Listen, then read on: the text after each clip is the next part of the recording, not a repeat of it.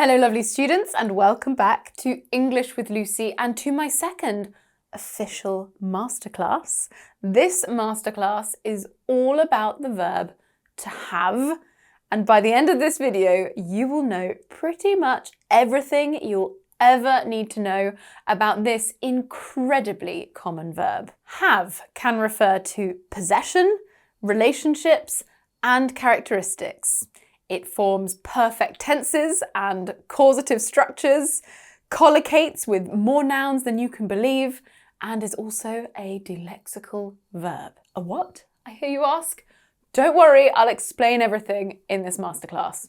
Something I should mention. This video is going to really help, but I have also created a free book titled Everything You Need to Know About have. In this ebook, you will find all of the uses of have that we cover in today's video and some interactive activities to test what you have learned.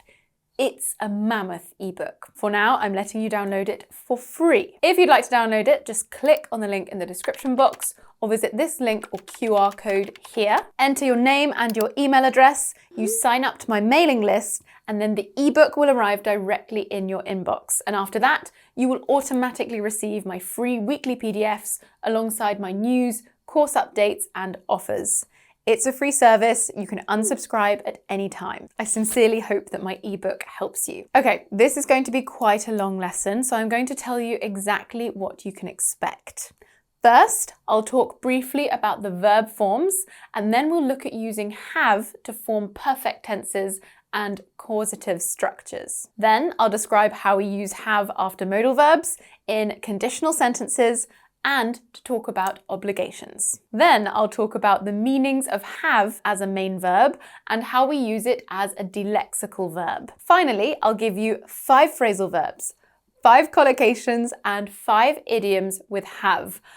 15 in total. I know that's a lot, but when you have finished watching this video about have, you will never have to watch another one. This is it right here. So let's get started. We will begin with verb forms.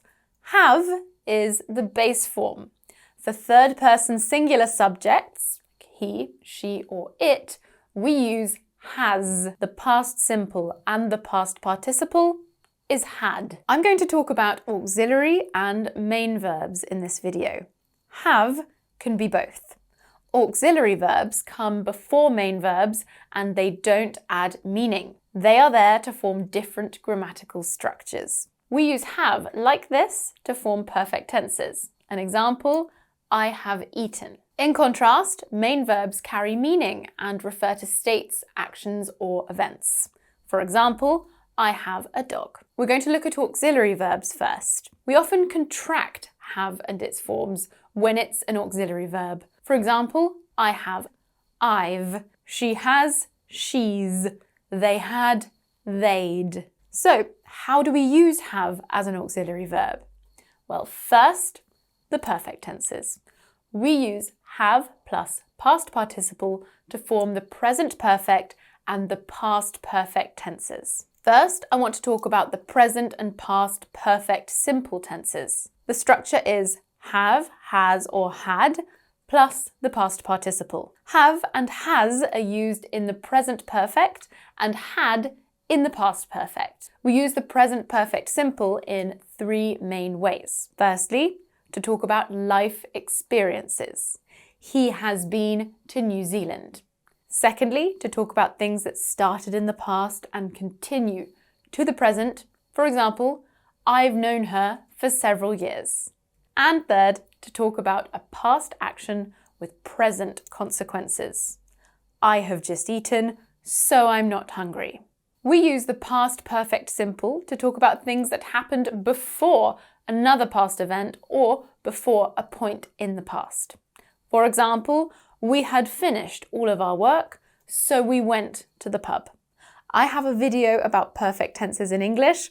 I will put the link in the description box. Now I want to talk about the present and past perfect continuous tenses. The structure of these tenses is have, has or had, been plus ing verb. For example, you've been waiting for hours, or she has been reading the same book for weeks, or Pete had been going out with Alex for years before he proposed. Finally, we use the past perfect in reported speech.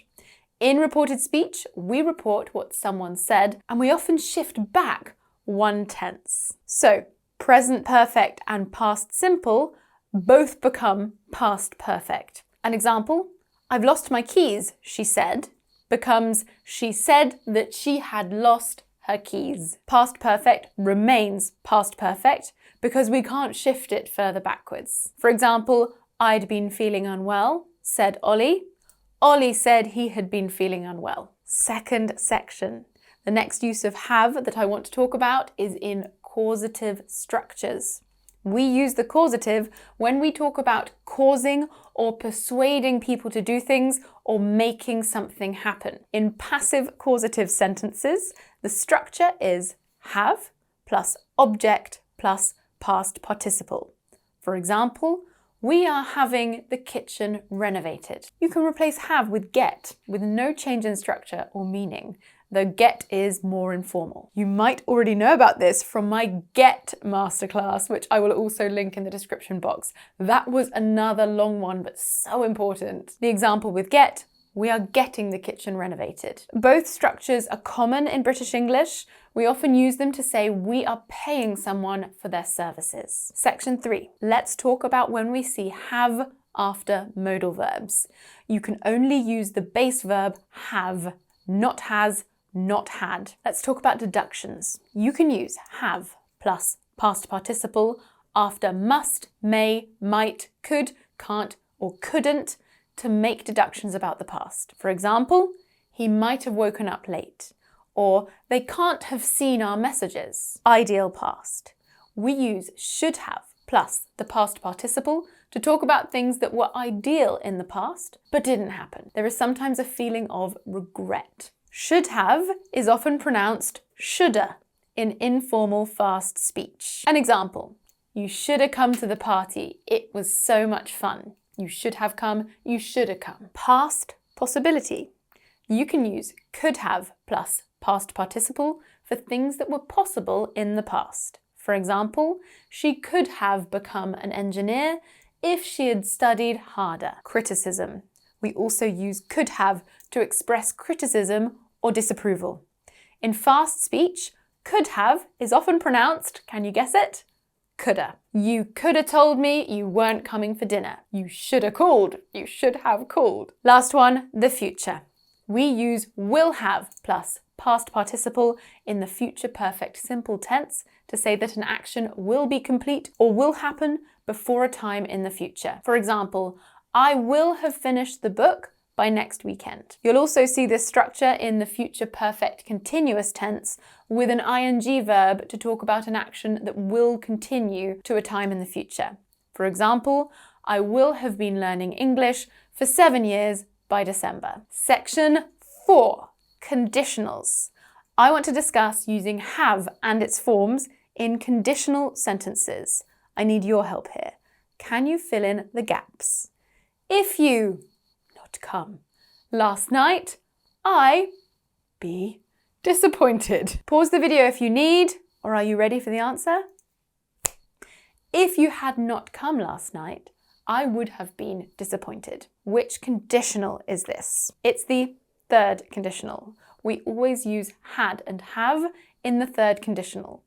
The if clause is followed by the past perfect, had not come, and the result clause contains a modal verb, often would, followed by have plus past participle, would have been. You'll often hear would have pronounced woulda in fast speech. Shoulda, woulda, coulda.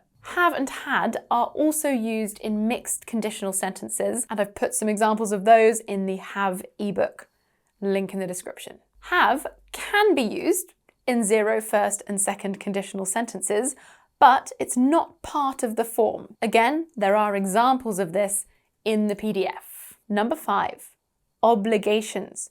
We can use have to talk about obligations. An obligation is something we must do. We often use have to when the obligation to do something comes from outside the speaker. Note that it's have to But sometimes in fast speech, we make the informal contraction have to, or you will hear have to. You have to do this. For example, when someone tells us to do something, the form is have to plus base verb. An example, I have to finish this report by tomorrow. My manager told me to do this. In modern usage, we also use have to when we're talking about things we think are necessary to do. For example, I have to cook dinner tonight. I've had takeaways for the past 3 days. Notice that I said have to. I'm almost adding a huff. I have to do it. You can use have got to with the same meaning as have to in sentences in the present tense. Have got to is less formal than have to. For example, we've got to order lunch for everyone. In negative sentences, don't have to means something is not necessary. You have a choice if you want to do it or not. For example, you don't have to help me set up for the meeting tomorrow, but you can if you want to. Or, oh, you didn't have to buy us a present, but thank you. Number 6, does that work? Number 6, we use had better to talk about actions people should do in the present or future. Don't be fooled by had. Had better doesn't refer to the past. It's a stronger, more urgent expression than should to talk about the best thing to do. There might be negative consequences if the person doesn't do it. For example, you'd better ask Carrie before you make any changes. Or Carrie might be angry. Or I'd better leave now to make sure I don't miss the bus. Many proficient speakers don't say had or apostrophe D at all. You'll hear a lot of people saying better. Better tidy up before mum gets home, for example. This is in casual spoken English. Don't use it at work. Don't use it in an exam. Now let's talk about the uses of have as a main verb. First, I want you to do a matching exercise. Match the example sentence to the usage. I'm going to give you 5 seconds, but pause if you need to. The 4 sentences are, I have a new car, I have 4 siblings, he has a sore throat, and my dog has beautiful eyes. The 4 usages for you to match to each sentence are illness, physical characteristic, possession, and relationship. 5 seconds, off you go.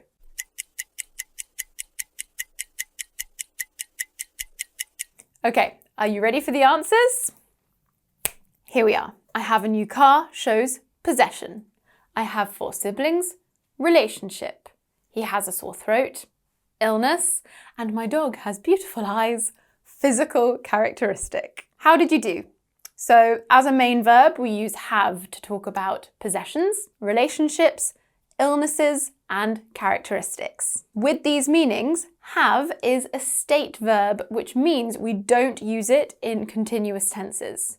We also don't usually contract have when used this way. For example, it would be wrong to say I'm having a new car. I have a new car in this case. I've 4 siblings.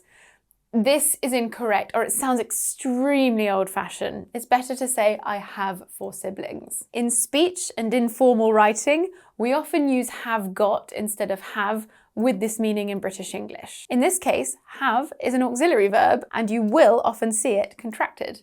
We generally only use have got in the present tense. We've got 2 children. I've got a cold. Now, let's move on to events, actions, and experiences. We can use have to talk about things like events, actions, and experiences. In this case, have is a dilexical verb. The main meaning is in the noun in the sentence, not in the verb have. We can use have in continuous tenses. Here are some topics that we often use have plus noun to talk about. 1, meals and drinks. We can use have in place of the verbs eat or drink before nouns like breakfast, a snack, a cup of tea, a swig, which is a quick drink of something. 2, talking and disagreements. We can use have before lots of nouns that have meanings related to talk and disagreement. For example, have a discussion, have a squabble. A squabble is a noisy argument about something minor. To have a chin wag, a friendly conversation. 3, washing and treatments. We often talk about washing and beauty treatments with have. For example, have a shower, have a massage, have a soak, which is a long bath. And for resting, we talk about resting with have, to have a nap, to have a day off, to have a breather, which is a short break. Sometimes you can remove have plus noun and replace it with a single word verb. Have plus noun is often preferred in more colloquial speech. For example, we had a discussion about it. We discussed it. Are you going to have a shower? Are you going to shower? My son usually has a nap in the afternoon. My son usually naps in the afternoon. Okay, we're at the fun bit. We are at our top 5 sections. I'm going to teach you 5 phrasal verbs with have, 5 collocations with have, and 5 idioms with have. Let's start with the phrasal verbs. Number 1, to have somebody on. To have somebody on. If you have somebody on, you try to make someone believe something is true when it's not, usually as a joke. It's often used in a continuous tense, and this is a particularly informal phrasal verb. For example, that can't be true. Are you having me on? Number 2 is to have something on. To have something on. If you have something on, you are wearing it. Have is not used in continuous tenses in this phrasal verb. I had shorts on, so I was freezing. Number 3, to have somebody over. To have somebody over. If you have somebody over, you invite them to your home. We're having some friends over tomorrow, for example. Note that an alternative for this in British English is to have someone round. Number 4, to have something in. To have something in. This means to have a supply of something. Do we have any milk in, for example? And number 5, to have something back. To have something back. If you have something back, you receive something you lent out, or you receive something that was taken from you. For example, can I have that pen back when you're finished with it? Okay, collocations. Let's look at 5 collocations with have, and it's quiz time. I'm going to give you 5 sentences and 5 words to fill in the gaps. I'm going to give you 5 seconds, but please pause this video if it's not enough. The sentences are as follows. Number 1, she doesn't have a or an about the party we're planning for her birthday. Number 2, I never had a or an for spicy food until I went to India last year. Number 3, my son had a or an because he wasn't allowed 15 scoops of ice cream. Number 4, thank you so much for inviting us. We had a or an. And number 5, she had a or an on the ski slopes yesterday and broke her leg. The options are tantrum, accident, clue, blast, and liking. I'll give you 5 seconds.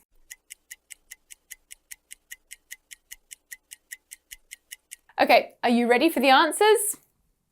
Here they are. Number 1, she doesn't have a clue about the party we're planning for her birthday. Number 2, I never had a liking for spicy food until I went to India last year. Number 3, my son had a tantrum because he wasn't allowed 15 scoops of ice cream. Number 4, thank you so much for inviting us. We had a blast. And number 5, she had an accident while skiing and broke her leg. Let's go through those together. Number 1 is to not have a clue or to have no clue. This is also an idiom. It means not knowing about something or not being able to remember something. Another example, I don't have a clue where I left my keys. Number 2, to have a liking for. This simply means that you like something or you have a feeling that you like something. For example, Elliot has a liking for fine dining. Number 3, to have a tantrum. If you have a tantrum, you have a short, sudden period of uncontrolled anger. Tantrums are usually associated with children. For example, Alicia had a tantrum when her mum wouldn't buy her a toy. Number 4, to have a blast. This wonderful collocation means to have a really good time. I had a blast at the concert last night. And number 5, to have an accident. You might already know this collocation. An accident is something bad and unintended that happens, like a car crash or a fall. If you have an accident, you are involved in it. For example, we had an accident while driving home last night. Finally, we are getting to the end now. We are on to idioms.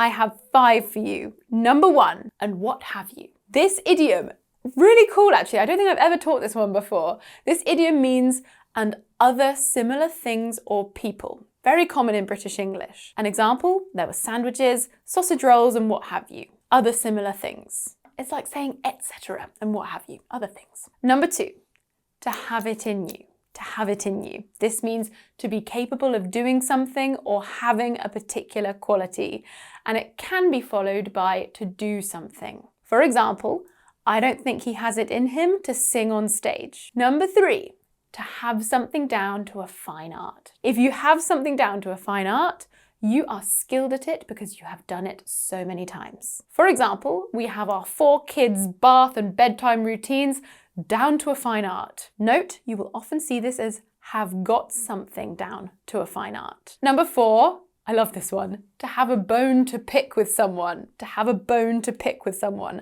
I have a strong memory of my mum saying this to me when I was a child and really not understanding what it meant. If you have a bone to pick with someone, you have an issue to discuss with someone, often because they've done something annoying. For example, I have a bone to pick with you. Why did you tell the boss I was thinking about quitting? And number 5, our last one. I'm actually nearly emotional about that. To have somebody eating out of your hand. If you have someone eating out of your hand, you have made them very willing to do or think what you want them to. For example, she has her students eating out of her hand. Oh my word, we have come to the end of the HAVE Masterclass. I need to sit down now. That was a load of information. There's lots more to learn and there are lots of exercises to complete. It's all contained in the Everything You Need to Know About HAVE ebook. I'll put the links up on screen, or you can just click in the description box so that you can get your copy and download it immediately. If you enjoy learning English with me here on YouTube, don't forget that I run online English courses so you can learn with me in depth. Over 10,000 students have joined our beautiful British English B1, B2 and C1 programs. These are 12-week self-study programs with the option of feedback from my team of teachers. Each program comes with access to our community where you can clarify all your doubts with my team of teachers. They will answer any course-related questions. The feedback on these courses has been amazing, and it's been awesome to see our amazing students transform their English, especially those who went from B1 to C1. Incredible. If you are interested, please visit englishwithlucy.com for more information. I will see you soon for another lesson. Mwah.